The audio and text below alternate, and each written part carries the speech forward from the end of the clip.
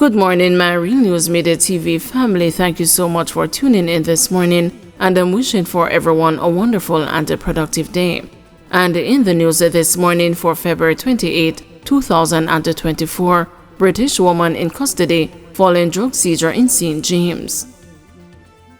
A British woman is now in police custody after officers assigned to the Narcotics Division in St. James seized 1.6 kilograms of cocaine at the Sangsar International Airport on Monday. Reports are that about 3 p.m., lawmen were conducting operations in the area when a woman was accosted during the process of checking into her flight to London, England. After a preliminary interview, the police say they became suspicious and carried out a search of her luggage where the contraband were allegedly found. The cocaine, which has an estimated street value of approximately $7 million, was reportedly concealed in Jamaican craft items.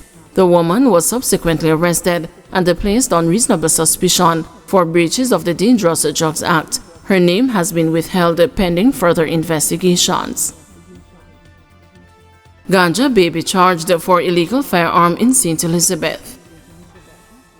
A man who police spotted with an illegal firearm in Middle Quarters, St. Elizabeth on Monday night has been charged with possession of a prohibited weapon. He is 49-year-old Leon Taylor, otherwise called the Ganja Baby, of Newtown District in Black River in the parish. Reports reaching the news are that around 8 p.m., a police team on mobile patrol in the area observed a man standing beside a white motor vehicle holding what appeared to be a firearm in his right hand. As the police approached, the man reportedly ran off. The lawmen gave chase and the man reportedly dropped the firearm in a garbage bin. He was subsequently held by the police and the garbage bin searched in his presence. A 9mm pistol, affixed with a magazine, was reportedly found. Taylor and the firearm were taken into custody. He was transported to the Black River Police Station where he was charged. No court date was given for the accused. 3 people injured in drive-by shooting in Kingston. 3 people have been hospitalized following a drive-by shooting on Mapleview Road in Olympic Way, Kingston on Monday evening. Preliminary reports are that around 6:30 p.m., a group of people were gathered on the road when unknown assailants aboard a white Toyota Probox approached. The men in their car opened gunfire on the group, causing the people to run for cover. The gunmen then fled the area. An alarm was raised and the police were alerted. During the search of the area, 3 people were found suffering from gunshot wounds. They were rushed to hospital for treatment. Senior Superintendent of Police Kirk Ricketts, head of the St. Andrews South Police Division, stated that the police believe the shooting was not related to politics. Sometime around 6:30 p.m. last evening, 3 persons were shot and injured along Mapleview Road in the Kingston 11 area.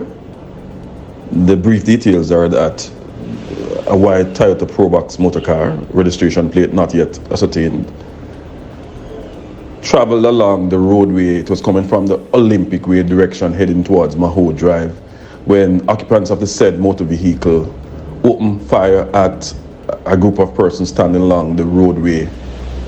The persons who were attacked ran in different directions. Later on, it was realized that 3 of them were shot and injured. They have since been taken to the Kingston Public Hospital where they are being treated. At this time, there is no information to suggest that this incident is politically motivated, despite this happening so soon after the closing of the polls. In fact, at least one of the 3 persons who were injured is known to the police, and this person is someone of interest to us.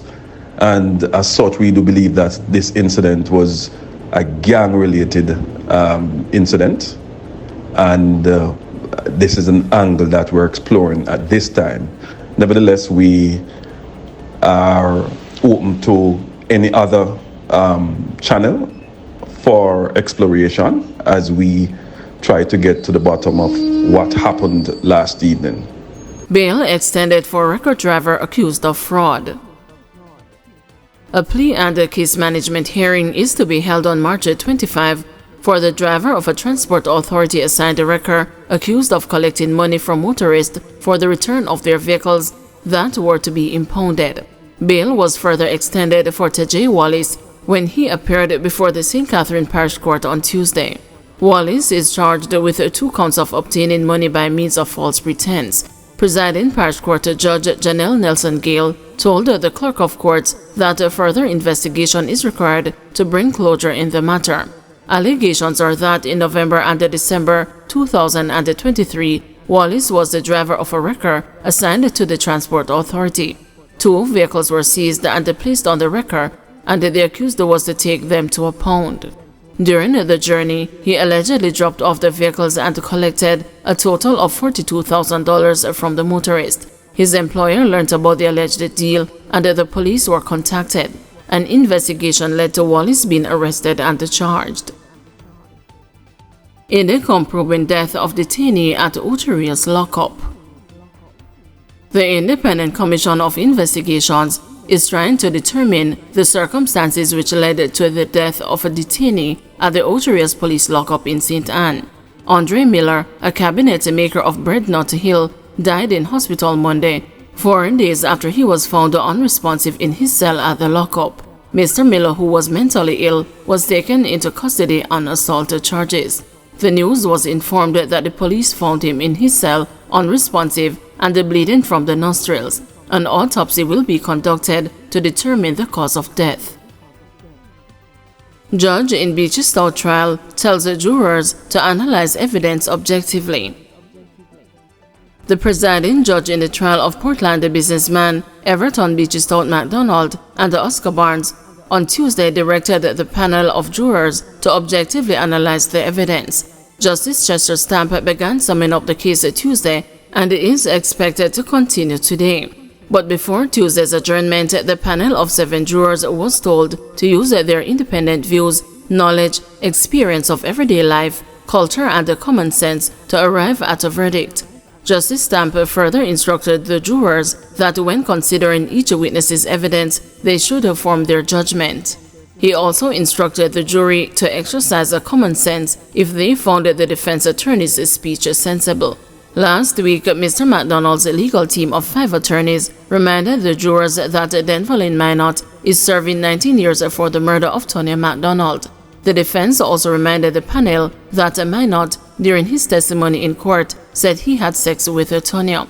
The prosecution during the trial, which spanned more than 5 months, told the jury last week that Mr. MacDonald orchestrated his wife's murder because he believed she was cheating on him. Directing the jurors, Justice Stamp said, "This aspect of the evidence is relevant. Tonya was killed on July 20, 2020 along Sherwood Forest Main Road in Portland. The judge urged the jurors not to guess or speculate about anything that was not covered in the trial, adding that the evidence against each man has to be considered and reviewed separately. He also told the jurors they are entitled to draw inferences from the facts.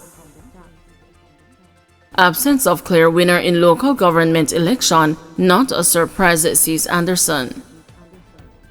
Pollster and head of Market Research Services Limited, Don Anderson, says the absence of a clear winner in Monday's local government election is unsurprising.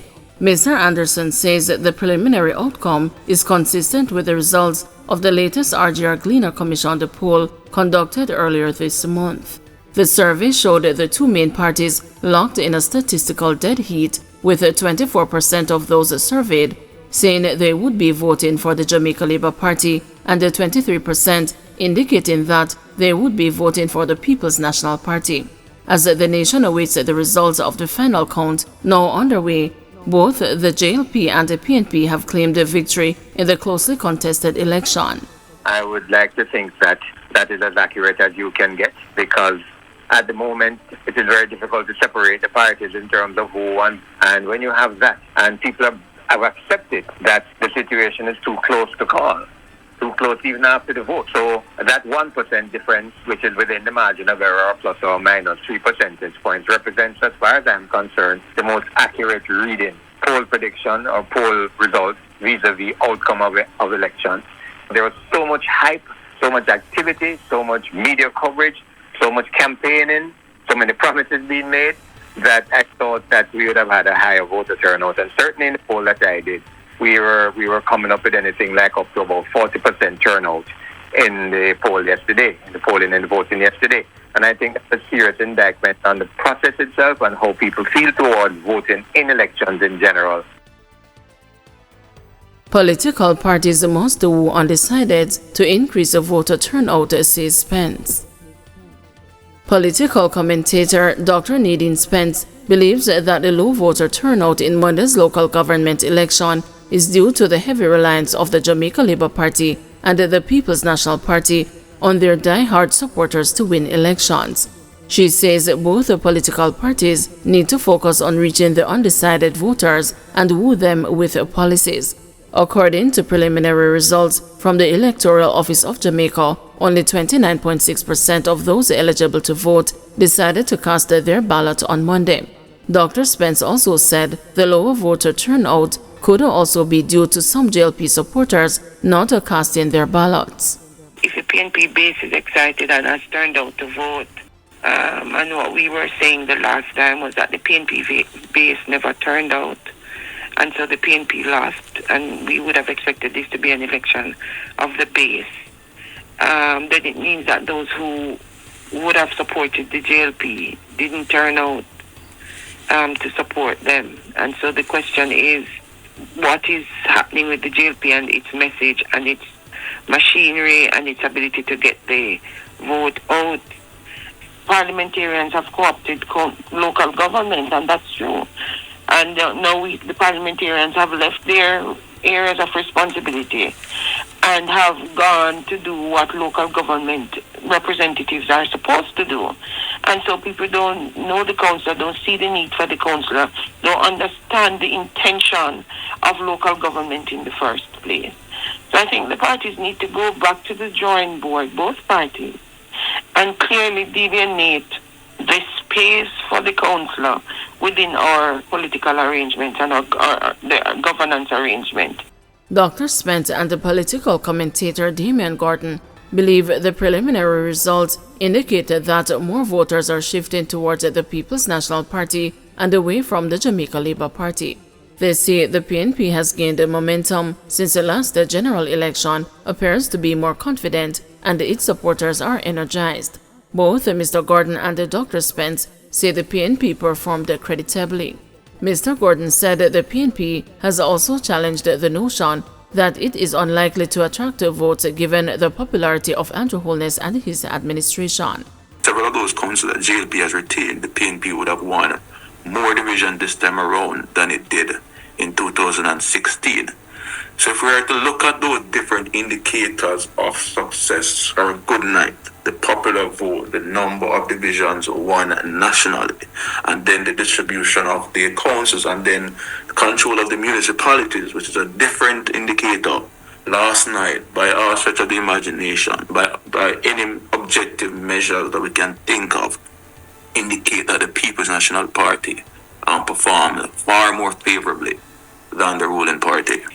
Dr. Spence believes the PNP was better prepared for Monday's local government election. I think the PNP has been on the ground for a longer time. I think they have done more hand-to-hand combat. I think they clearly knew what they were doing by candidate selection, and even when some things seemed to have put them in a spot of bother in terms of who they selected in different parishes, both at the councillor and the MP selection, they stuck to it. So I think they took more risks. The ruling party didn't get on the ground until they announced the election, which was, a month ago. And they clearly had a lot to make up for. And what it tells us is that they didn't have time to make up the ground they had lost.